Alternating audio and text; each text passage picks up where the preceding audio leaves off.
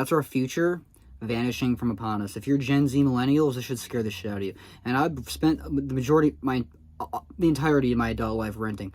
Do I plan on owning anytime soon? Not soon. One day, looking at these charts, it's looking rough, to say the least. So we're going to talk about how home ownership is sad, and how if you're thinking about that, you're probably sad too, and how if your parents aren't going to let you inherit their house, if they're planning on selling it for 10x because money talks, good luck buying anything. You know, I don't really have any inheritance coming. I don't even have a girlfriend to split costs with. It's getting rough here, so we're going to talk about this, okay? So if you have any other thoughts, opinions, if you like my videos, feel free to check out those links down below to support me, and God bless. Now let's begin this shit show, because it's not good. Boomers won't part with their homes, and that's a problem for young families. I actually disagree with this, and here's why. So we all know the joke that back in the 80s, the boomers bought their house for 17 bucks, and now it's worth 700, 1 million, 1.5 million dollars.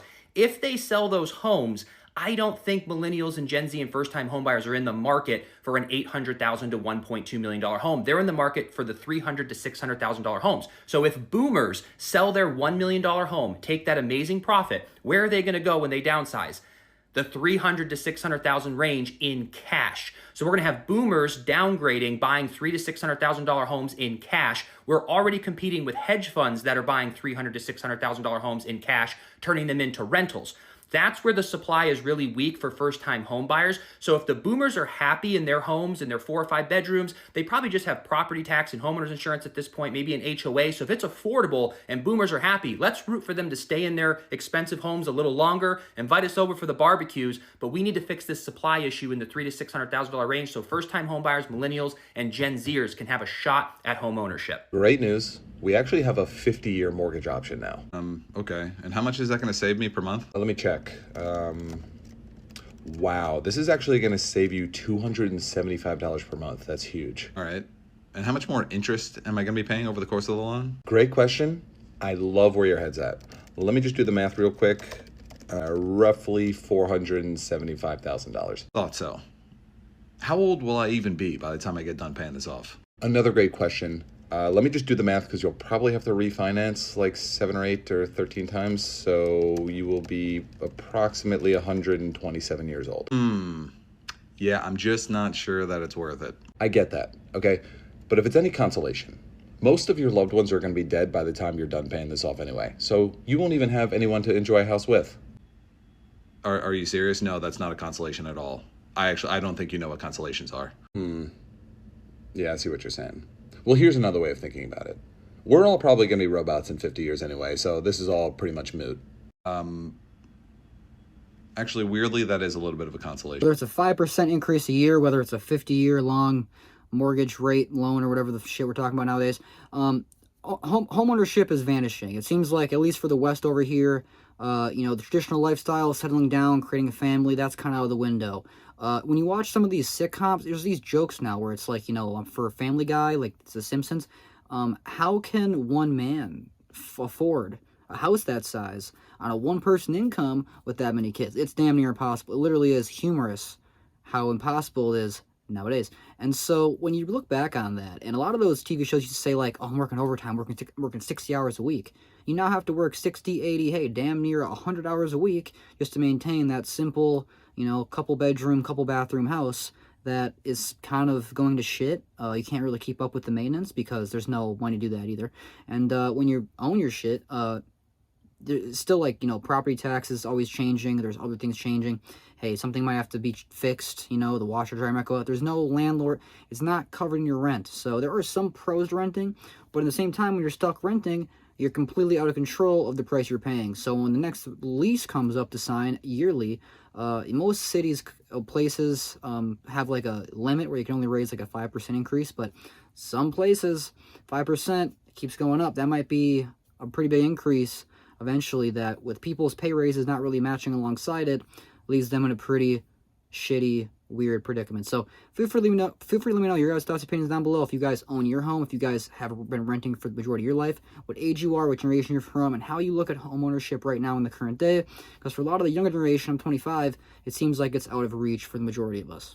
You turn 18 and companies just start being like, want money, want loans, want a credit card, want money right now, want to sign a contract immediately. Like, they are trying so hard to put people in debt.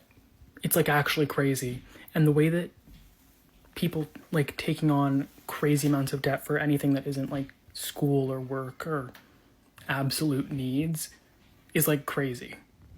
Like, dog, these companies are evil and they are out to get you. You need to watch out and be careful of their schemes. Anybody else like me and you had to use your credit cards after COVID and use them and all that awesome credit, you had high fucking availability of credits to you, and you said, I'll be all right. I'm going to pick up more work. I'll be okay. And now the chickens are coming home to roost.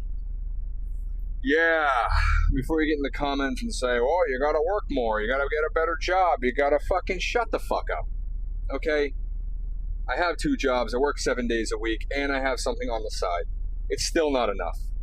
Shit gets away from you. It just does. Shit happens in life, okay? I had my identity stolen on top of that. That was a whole fuckery. I did get that money back, but it just started this whole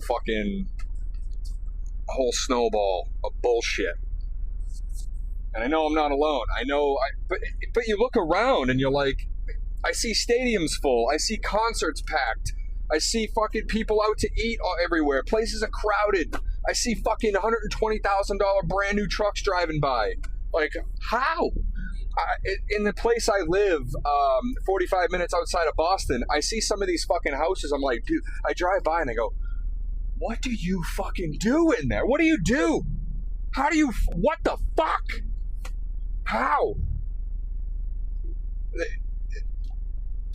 What's so funny about here in the West is that they really don't set up new adults for the financial system, for the economy, for any of that bullshit at all. It's really just like they throw you out of the world. Every single bank, company, credit card company, they're extremely fucking predatory. So they'll throw you every single email, every single new credit card in the mail. Oof, oof, oof, oof, oof, open them all. They'll raise all the limits, does not matter.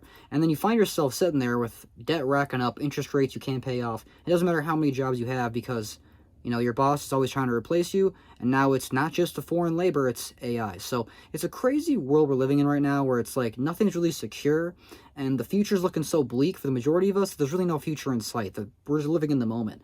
And even in the moment, we're continuously putting ourselves behind just by doing what we feel like we're supposed to be doing. You rack up college debt, you rack up home loan debt, you rack up credit card debt, and then you find yourself never being able to pay it off to a point where we're going to just put on to the next generation. I mean, don't even get me started about the countrywide debt. Who's paying that off? I know damn sure I'm not. So how am I going to pay? I can't even pay my own shit. So let me know down below in the comments how you think it's going to get settled, or if this is just propaganda at its finest. You know what they say, folks. God only gives his toughest battles to his strongest warriors. I think a lot of us are pretty damn weak, so give us a break, Jesus. But I more than appreciate all you guys checking out my videos daily. And if you guys have any other thoughts, opinions, feel free to leave those down below in the comments regarding anything discussed in today's video or any other topics you'd like to hear me discuss in the near future. I more than appreciate you guys who've been consistently supporting the channel here lately. I've been trying to be consistent with the uploads and the conversation topics. And yeah, I more than appreciate the handful of you guys checking out those links down below in the description. Those are always some of the best ways to support me and the content around here. And maybe one day, if enough people send me $1, I can own a house. Is that how Gen Z buys houses these days? I think there's a website for that. It's called GoFundMe or something. Never made one of those, but a lot of people my age are doing that for nothing, so seems like that's the way out. I don't know. But anyway, hope you guys have been enjoying. Catch you next time. Bye.